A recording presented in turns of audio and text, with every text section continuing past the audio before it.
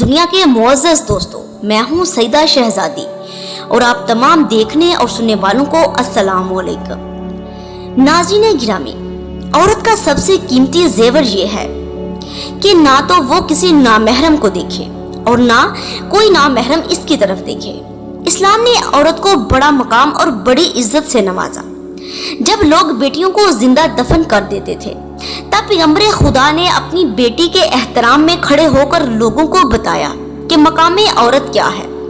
लेकिन बदकिस्मती से आजकल के मुआशरे में औरत अपने इस मकाम को समझ नहीं पा रही।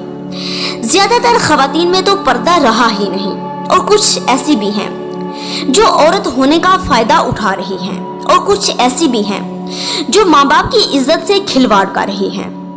दुआ ज़हरा काज़मी की मिसाल आप लोगों के सामने है। पहले तो मैं आप सबसे माफी मांगती हूँ कि मैंने एक वीडियो में ये कहा कि ये लड़की अगवा हुई है।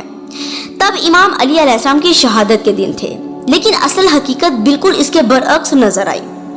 वो कराची से चली और लाहौर आकर निकाह किया और क़यामत तक माँ बाप का मुंह काला कर दिया।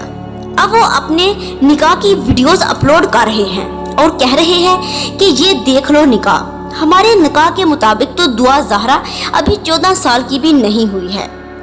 वो रुसवाई हुई है उसके वालिदैन की कि शायद अब वो वैसे ही जी ना सकें। फिर बात यहाँ तक ही खत्म ना हुई, बल्कि जो दुआ ज़हरा का शोहर है वो तो सैयद ही नहीं है। जब दुआ ज़हरा एक काज़मी सईदा है और इसका खामद तो सैयद नहीं है, इसलिए ये निकाह नाजायज है। कल को होने वाली औलाद भी हरामी है और वो औलाद भी पाकीज़ा नहीं होगी। दुआ है अल्लाह रब्बुल इज़्ज़त ऐसी औलाद किसी को ना दे जिसकी वजह से माँ बाप के सर शर्म से झुक जाएं। अल्लाहुम्मा सल्ली अला मुहम्मदिन व आले मुहम्मद।